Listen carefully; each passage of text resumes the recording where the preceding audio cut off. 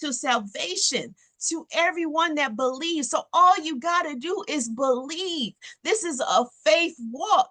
That's why the word tells us that faith without works is dead. Yeah, it's very easy to say, I got faith. I got faith. Say it through this mouth, but there's no action behind it. There's no deeds behind it. There's no moving behind it. But to truly say that I'm trusting in God, that I'm believing in him, and then all that he's called us to do, that means that we shouldn't have no fear of what's coming to us on this earth. Well, we know once again, this is just a pass-through place that God said he's prepared a place for us. So even with Jesus going away, he went away and he's going to prepare a place for us. And so all we got to do is walk by what he's called us to walk by, walk in his name, be called by his name, walk in all of his truth, and know that we are not alone. We have his spirit with us.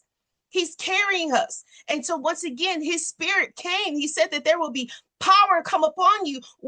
You will receive power when the Holy Ghost has come upon you. So we have power. We have power in these trying times. We have power when our back is against the wall. We have power when there's something that he's called us to do. He would never bring us to a point of a situation if he knew that it was going to be too much for us. That's why the word says that he was never put more on us than we can bear. He's giving us his power.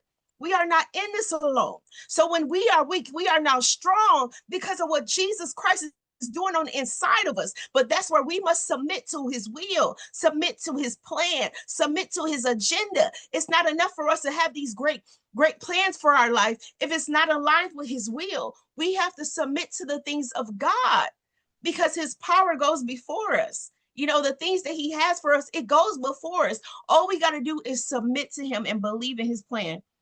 And so then it says in verse 17, it says, for therein is the righteousness of God revealed from faith to faith, as it is risen, the just shall live by faith. So once again, if you just trust in the things of God, even if it means that your life is on the line, that's where it says the just shall live. We will live by faith, but we're not going to live walking around in doubt.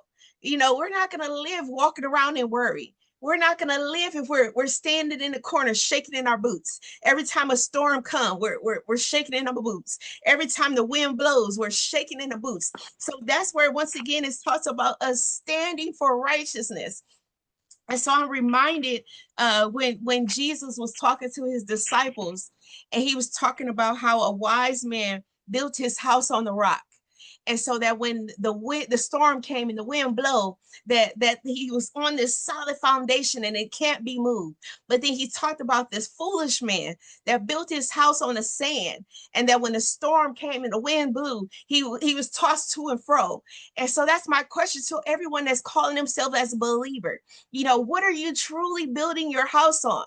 You know, what are you truly building your faith walk on? You know, are you building it on the things of Jesus Christ? Or are you building it on words? Or are you building on the things that you can see? But that's where it says the just shall live by faith.